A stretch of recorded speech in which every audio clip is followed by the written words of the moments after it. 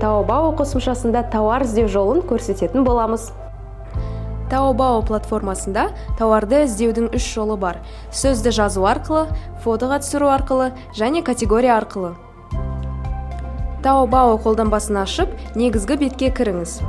Жоғарыдағы іздеу жолағын пайдалану арқылы сіз өзіңізге керек тауар атын жазып іздей аласыз.